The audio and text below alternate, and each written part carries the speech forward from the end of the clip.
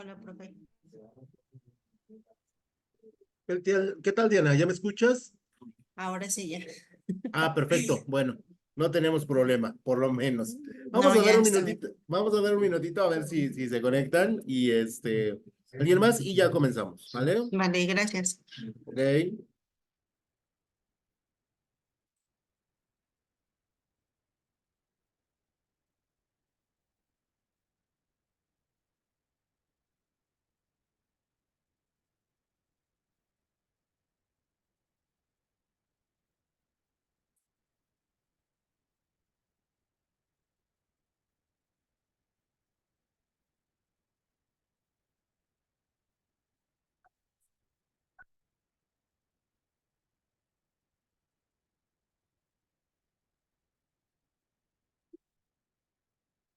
Ok, bueno, pues vamos a darle, Diana, para terminar pronto.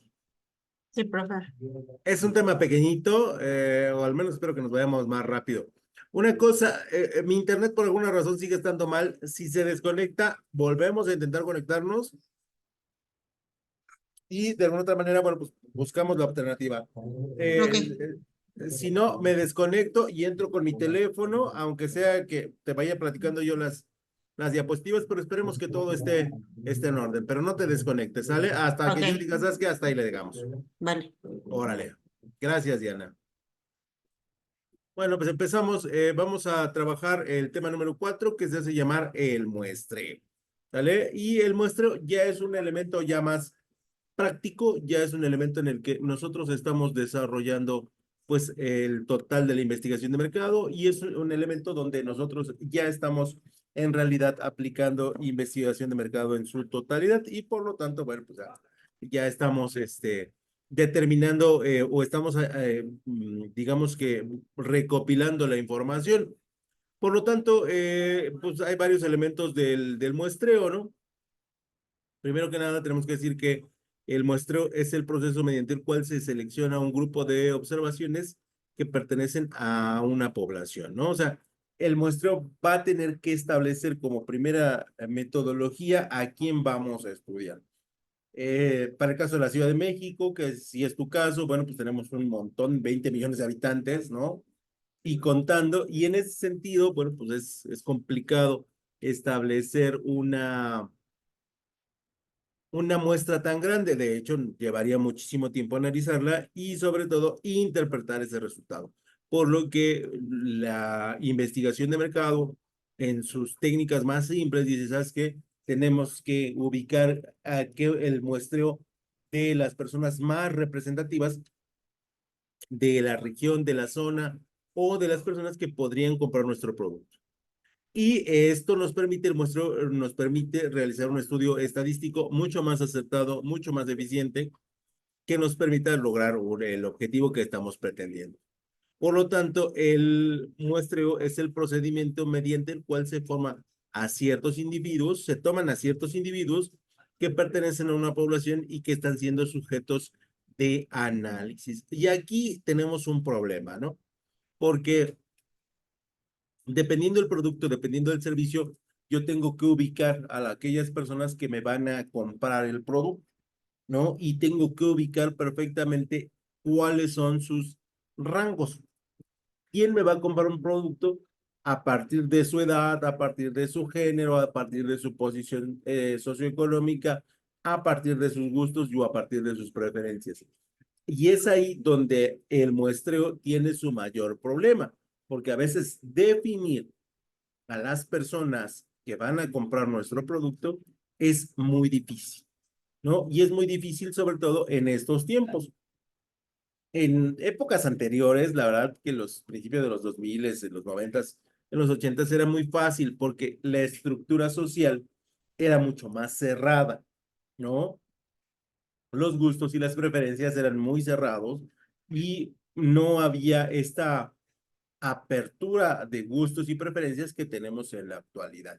Entonces, ese es el mayor problema con el que encontramos o con el que se centra el muestreo en, sobre todo la Ciudad de México, ¿no? Porque es el área donde más se concentra la población y donde sí necesitamos forzosamente de poder determinar un muestreo específico, porque aparte, bueno, pues en la Ciudad de México se compran muchísimos artículos y de alguna otra manera necesitamos forzosamente tener un punto de venta en esta zona, ¿no? Entonces, es muy complicado. No sé si tú vivas acá en la Ciudad de México, pero sí es difícil encontrar en el muestreo todas sus características. Y dentro de esas características, nosotros vamos a encontrar la población.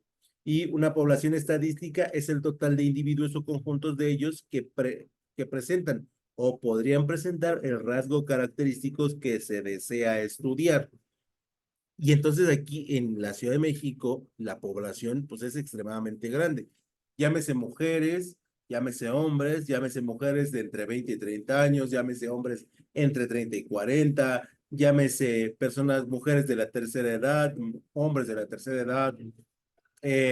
Ahora, bueno, las intersecciones que se hacen, ¿no?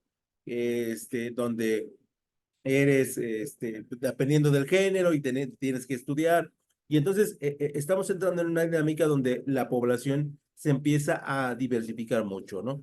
Pero cuando hablamos de población, hablamos del total de personas que pueden ser sujetos de la muestra, ¿no? Para el caso de la Ciudad de México, pues habrá, por ejemplo, ropa de vestir, pues habrá un cierto número de mujeres y un cierto número de hombres que pueden utilizar ropa de vestir, ¿no? O quien utiliza pasta de dientes. Y entonces aquí tú dices, pues es que los 20 millones de personas pueden utilizar la pasta de dientes. Sí, en teoría sí, que sería parte de la población, pero de ahí a que lo utilicen, bueno, pues hay un margen de diferencia. Otro concepto básico del muestreo, aparte de la población, sería la unidad de medida. Y la unidad de medida es la asignación de números o características de objeto, personas, lugares, marcas, sucesos o fenómenos de acuerdo a ciertas reglas. Que en la Ciudad de México, y lo utilizo mucho de ejemplo porque pues, ahí es muy visible, se utiliza la delegación o no sé si se llama delegación ya, bueno, lo que antes eran las delegaciones. Alcaldía, profe, ya le La pusieron alcaldía, muchas alcaldía. gracias, Ajá. gracias. La alcaldía, o en su defecto, si utiliza el área conurbada, la alcaldía y el municipio, porque está pegado el Naucalpan, Tlalnepantla, Ecatepec, Nesa, ¿no? Que rodean la Ciudad de México, y también se puede utilizar la alcaldía o el municipio, ¿no? Y entonces ahí, esa es la unidad de medida que normalmente utiliza la investigación de mercado para establecer el muestreo población-zona, ¿no? Ya hay otros factores, ¿no? Que nosotros podríamos determinar. Dentro de la alcaldía podemos seccionarla, podemos dividirla y podemos determinar si utilizamos la zona 1, que a lo mejor es la zona más rica de la alcaldía, o la zona 4, que sería la zona, digamos que más económicamente vulnerable, ¿no? Como le llaman ahora a las personas que hacen investigación de mercado. Entonces, la unidad de medida siempre va a ser la asignación de números o características de objetos, personas, lugares, marcas, ¿no? Ejemplo, utilizamos una delegación y la delegación nos dice que tenemos qué porcentaje de hombres, qué porcentaje de mujeres, ¿no? Ah, ok. ¿Qué porcentaje de hombres de 18 a 20 años? Este, y ahí nos vamos. Me dice la computadora que el internet está lento, entonces aguas ahí, ¿no? Vamos a tratar de seguirle y ojalá me escuchen y me vean bien. Y entonces ahí la unidad de medida nos va a establecer cuáles son las frecuencias o qué rangos vamos a estudiar.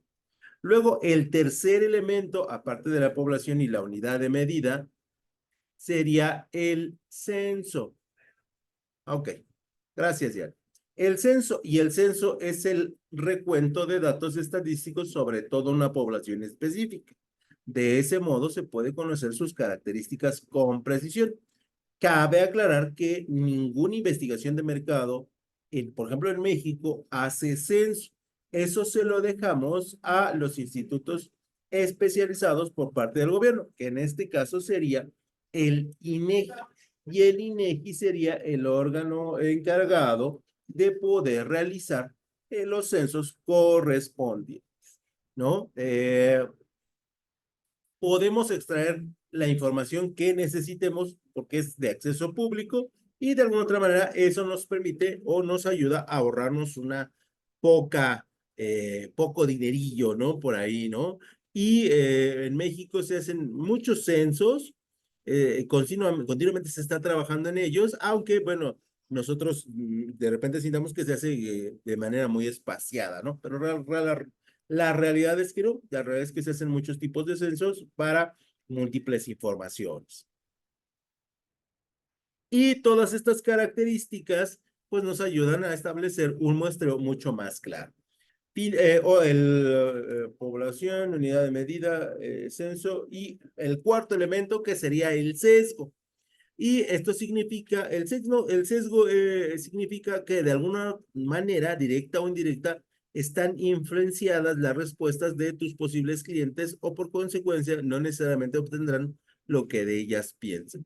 Siempre que aplicas a la muestra, vas a aplicar un cuestionario y ese cuestionario puede tener un sesgo por la gente donde vive, por la opinión social que estás preguntando o por la situación de la presión a la que la estás sometiendo. Por eso es que cuando en la antigüedad iba el entrevistador y te decía, ¿verdad que te gusta la Coca-Cola? Y la gente se sentía presionada y decía sí, cuando tal vez su bebida de refresco era otra, ¿no? ¿Verdad que te gustan los teléfonos Redmi, ¿no? Y la gente decía, sí, sí me gustan, porque aparte te lo hacía una muchacha así muy atractiva y te decía, sí, sí me gustan, sí me encantan, ¿no? Y la verdad es que ni los conocías. A eso se le conoce como sesgo. El sesgo en 2023, 2024 y lo que le sigue ha disminuido mucho. ¿Por qué? Porque las entrevistas o los cuestionarios o las preguntas que se hacen son prácticamente en la intimidad de tu celular o de tu computadora, ¿no? Puedes responderla si conocen tus datos, pero de manera genérica. Porque recuerden que para dar de alta cualquier dispositivo, sea un celular, sea una computadora, ustedes necesitan un correo electrónico y en el correo electrónico vacían algunos datos que son relevantes, ¿no? Como su edad, que bueno, que aquí también se puede en algunos casos mentir, como su edad, como su dirección, como a lo que se dedican, etc. ¿No? Y a través de sus gustos y sus preferencias, esos datos se van puliendo hasta determinar si la cuenta es verificada, ¿no? Que efectivamente Alejandro Sánchez tiene 49 años, que efectivamente estudia, trabaja en tal lugar, ¿no? A partir de sus gustos y sus preferencias. Y este elemento de sesgo se ha reducido muchísimo, muchísimo, muchísimo, muchísimo con el tiempo, cosa que antes no sucedía. Y hoy se considera que el 95% de las personas que contestan una pequeña encuesta lo dicen bajo el criterio que ellos consideran correcto. Cuando tenemos la población, el sesgo, la muestra y todos los elementos, lo que lo identifica, también podemos cometer errores. Eso no nos quita que no haya algún elemento que hayamos determinado mal y que tengamos que revisar, ¿no? Y en ese sentido, vamos a tener dos tipos de errores, el error de la muestra y el no muestrar. Y vamos a explicar a qué se refiere.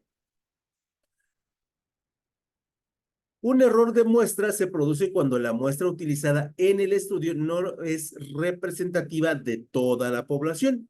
A menudo se producen errores de muestreo y por lo tanto los investigadores siempre calculan un margen de error durante el resultado final como una práctica estadística. Sí, por supuesto, ¿no? O sea, a lo mejor alguien, una señora de 35 años, le presta el celular a su hija adolescente y ella entra a YouTube, inmediatamente le aparece una encuesta. ¿Te gustan el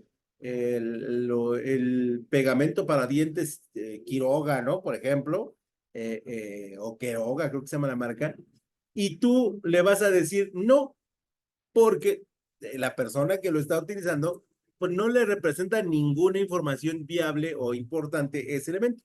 Lo responde para poder pasar a ver su video, ¿no?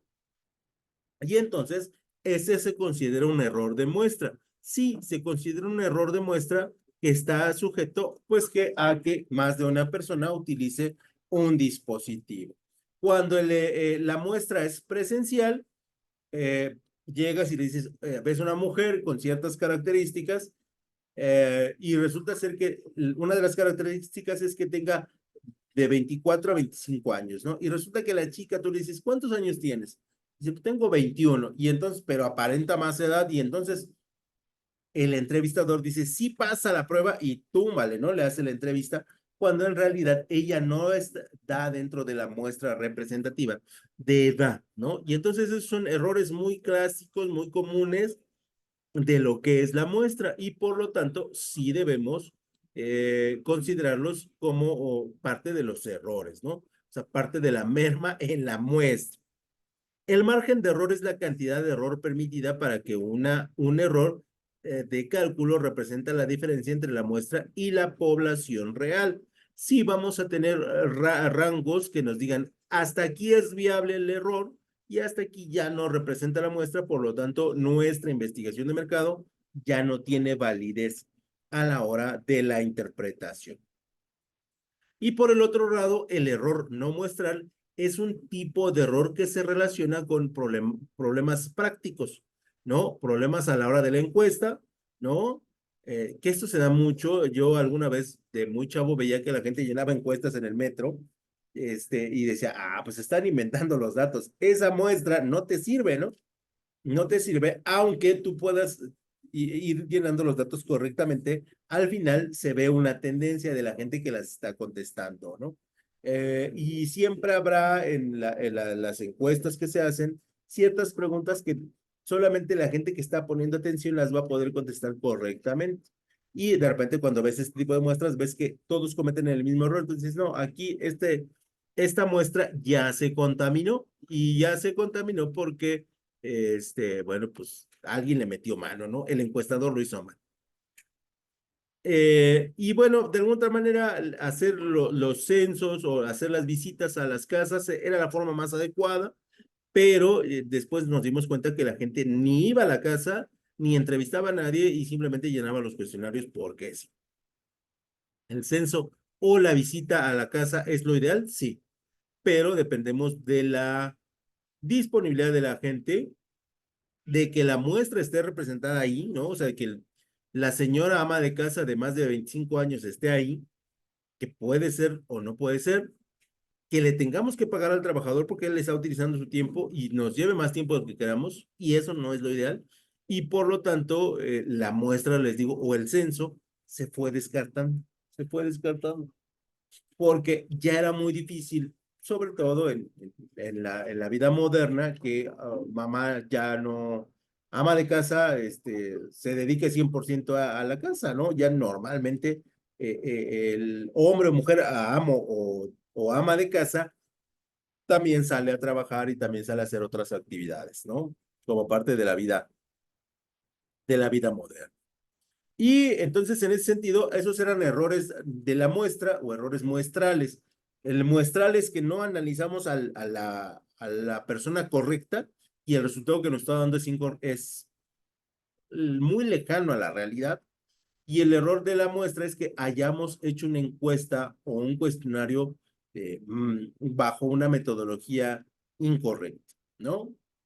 Pasamos al proceso del diseño de la muestra y dentro de las etapas del proceso de la muestra vamos a encontrar que primero que nada tenemos que definir a la población. Definir a la población es el punto uno y el punto más importante. Si podemos definir bien a la población, prácticamente estamos del otro lado, ¿no? Estamos del otro lado en cuanto a que vamos a tener la posibilidad de entrevistar a la gente correcta que va a comprar nuestro producto correctamente o nuestro servicio. Número dos, especificar el marco muestral. Mujeres de 20 a 30, pero no a 31. Y mi marco dice hasta 30, ¿no? Si el marco muestral se viola, se rompe, entonces el resultado de la muestra ya está contaminado y no nos va a dar el resultado que nosotros estamos buscando. Número tres, especificar el método de la muestra. Ya sea un muestreo por probabilidad, ya sea un muestreo no probabilístico, o sea, un muestreo que va de censo, ¿no? De casa por casa, que sería el no probabilístico, ¿no? Hoy en día el Internet nos ha facilitado mucho esa dinámica y nos avienta muestreo probabilístico. Número 4, determinar el tamaño de la muestra. Y esto normalmente viene de la mano con el tiempo en el que nosotros debemos de trabajar la investigación de mercado. Normalmente nos dan 2 meses para iniciar y terminar. Resultados en el día 60. Y entonces eso achica mucho la muestra para poder trabajar con ella. Número 5, especificar el plan de muestreo. En este se definen los procedimientos operacionales para la selección de las unidades muestrales. En las alcaldías, ¿cuántas colonias vamos a verificar? Y esas serían las unidades muestrales. Y a partir de las unidades muestrales, yo empiezo mi plan de muestreo. ¿Con qué colonia de la alcaldía yo voy a iniciar y con cuál voy a terminar? En el caso de que lo hagamos muestra no probabilística. En el caso que lo hagamos probabilística, bueno, también tratamos de aventar publicidad por zona geográfica, ¿no? Que esto, bueno, ya lo hace Facebook o Instagram a partir del lugar donde tú estás y bueno, pues ellos ya se encargan de esa metodología. En el número 6, seleccionar la muestra, ¿no? Bueno, ya va corriendo y decimos, este es el bueno. Los métodos de muestreo, ¿no? Considerando los errores muestrales y luego, de acuerdo con el conocimiento o no que se tenga de la población, el muestreo puede ser probabilístico y no probabilístico, ¿no? Y aquí, bueno, pues normalmente es válido no hacerlo no probabilístico, aunque en la realidad, aunque en las nuevas técnicas ya no se utiliza el censo como tal, ¿no? Ya es muy difícil, seguramente a ustedes ya no les ha pasado en los últimos 5 años que lleguen y les hagan una encuesta, ¿no? Es muy, muy complicado. Digo, no digo que no pase, pero ya es muy, muy complicado. En ese sentido, la muestra probabilística este método es posible determinar la probabilidad que tiene cada elemento de la población de ser escogido en la muestra. Cuando la muestra sea aleatoria, se pueden hacer afirmaciones probabilísticas acerca de la población de estudio, ¿no? ¿Qué posibilidades hay de que un hombre de 40 años le aparezca en su teléfono una encuesta de toallas sanitarias? Pues debe ser mínima, ¿no? Porque hay muy buenos filtros en el Internet para que esto no suceda. Y la muestra no probabilística, si se utiliza este método, no se puede establecer de manera exacta la probabilidad de que un elemento de la población participe en una muestra. Yo llego, toco a su casa y les pregunto, ¿está la señora de la casa? Y resulta que la señora de la casa, o sea, no es una solamente, sino son varias, ¿no? Y la señora de la casa, la más grande, tiene 55 años. No entra en la muestra, pero sí tiene la característica de ser ama de casa o la señora de la casa. Y entonces ahí, ¿qué creen que vaya a ser el encuestador? Pues simple, le va a hacer la encuesta, porque entra en el catálogo de señora de la casa. Y esto lo hace pues para que le paguen la encuesta, ¿no? O sea, mañosamente. Pero así funciona este mundo.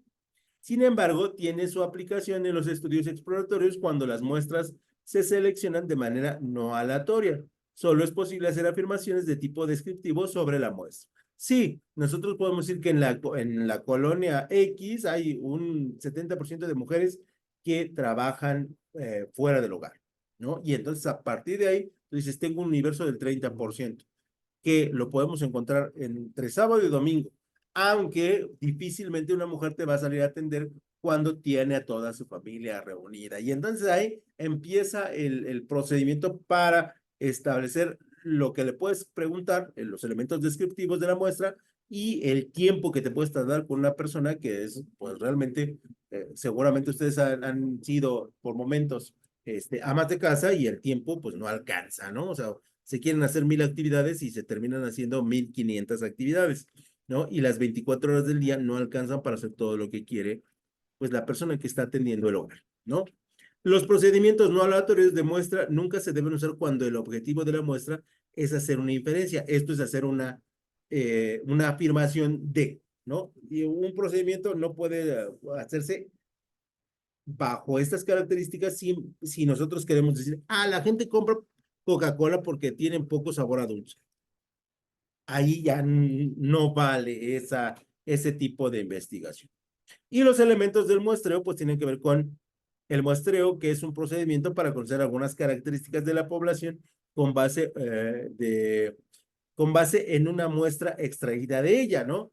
¿Qué características tienen las mujeres de 30 años con solamente un hijo? Ah, pues entonces te las describes, ¿no? Y normalmente esa muestra se va a repetir en varias zonas, ¿no? Porque básicamente es lo mismo. Y el objetivo de un diseño de muestra es proporcionar indicaciones para la selección de una muestra que sea representativa de la población. Las mujeres de 30 años con un solo niño tienen 5 características y sobre de esas 5 características tú debes de preguntar lo vinculado a tu producto o a tu servicio. Las ventajas del método de muestra con relación al censo, pues son muchas, ¿no? Son muchas y entonces normalmente hacemos métodos muestrales, métodos estadísticos. Utilizar el Internet como y bajo los elementos estadísticos te permite pues la reducción de costos, ¿no? Obviamente una mayor rapidez, sí, por supuesto. Mayores posibilidades de que la gente te conteste de manera precisa, ¿no? Y sea la persona indicada que el muestreo puede ser más preciso en el censo, sí, pero en poblaciones pequeñas.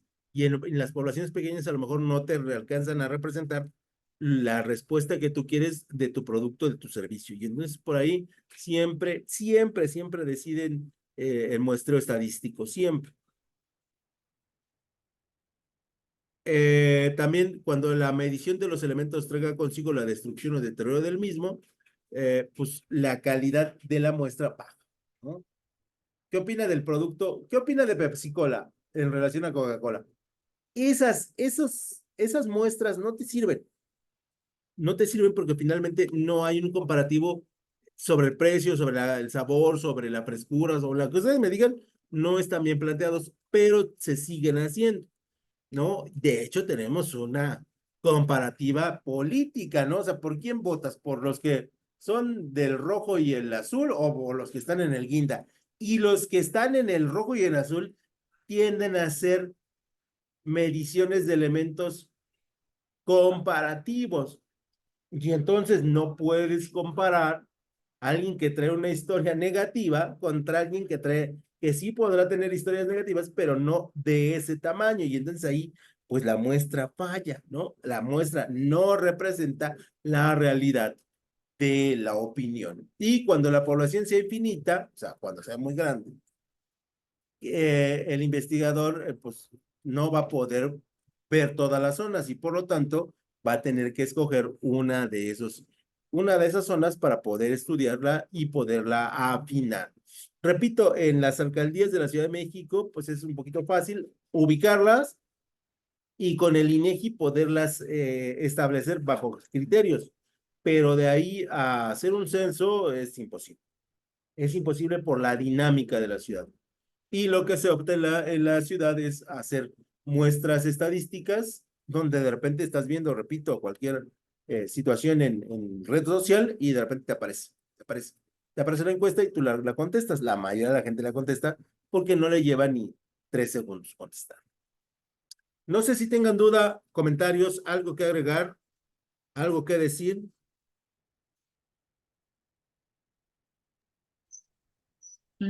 Yo, profe, tengo una duda. O sea, entonces, por ejemplo, a la hora de nosotros meter nuestro correo al internet, bueno, a las páginas de internet y esto, obviamente de ahí es de donde jalan para hacer las encuestas que nos aparecen de repente como comercial.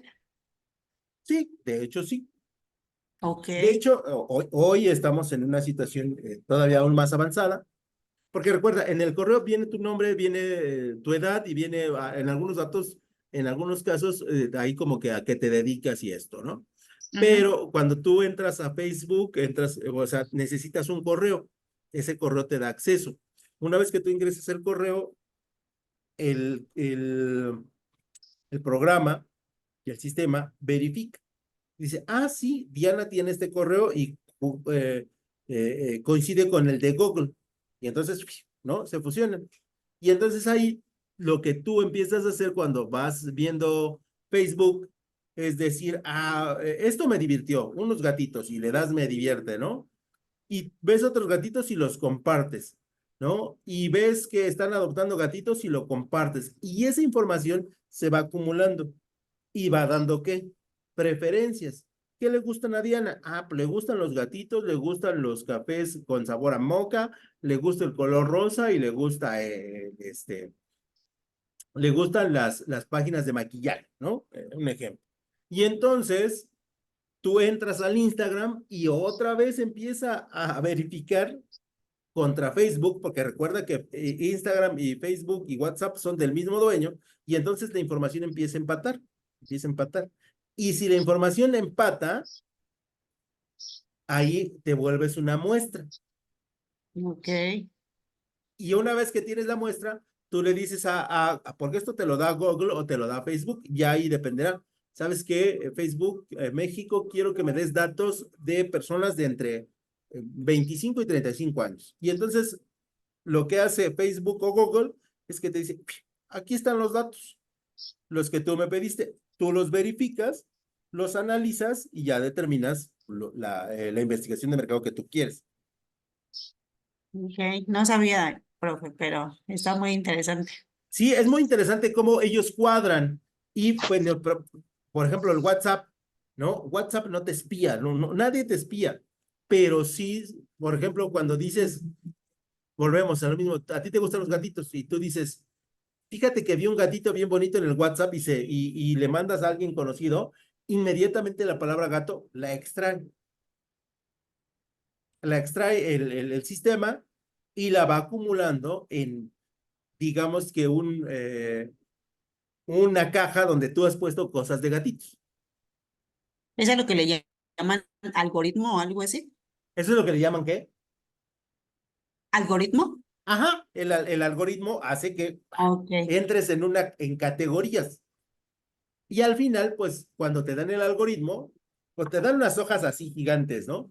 Pero ya cuando tú lo traduces o cuando te dan los datos en magnéticos o en discos, ya tú los vas comparando y es muy fácil de ver.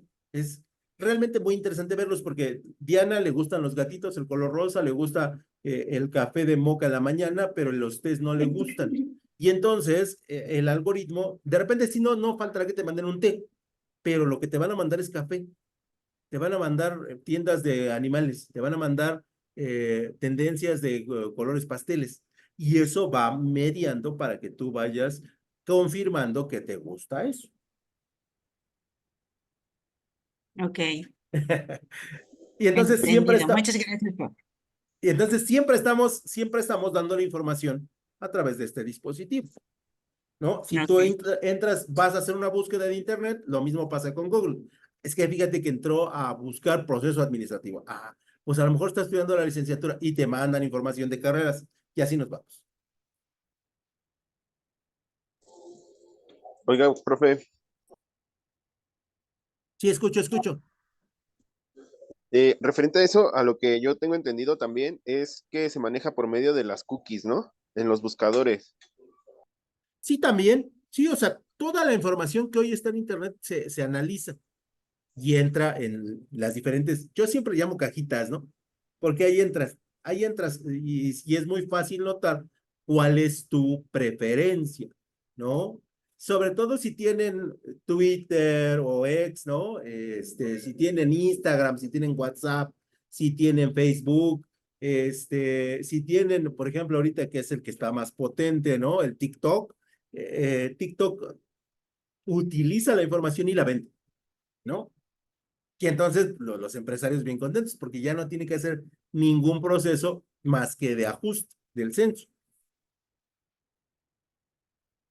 Sí, sí, porque referente a lo de las cookies, cuando nosotros entramos a Google e investigamos algo, nos aparece en la página donde nos hemos metido que aceptamos las cookies y ya referente a la aceptación, nos va a enviar a la información que corresponde o coincide con lo que estamos buscando. Exactamente, que para eso te sirven las cookies, para rastrear. Por eso siempre que hay que borrar el historial, ¿no? O sea, si no quieres que sea tan rastreable, siempre hay que borrar el historial. O sea, utilizas la página de internet, borrar historial. Utilizas Por ejemplo, el Facebook hay que por lo menos cada 3 meses cambiar la contraseña, que eso sería lo ideal, ¿no? Para todas tus plataformas, pero bueno, pues nadie lo hace. Muchachos, si no hay más dudas, los dejo. Cuídense mucho. Gracias, Gracias, profe. Hasta luego. Bye. Bye, buen día. Igual.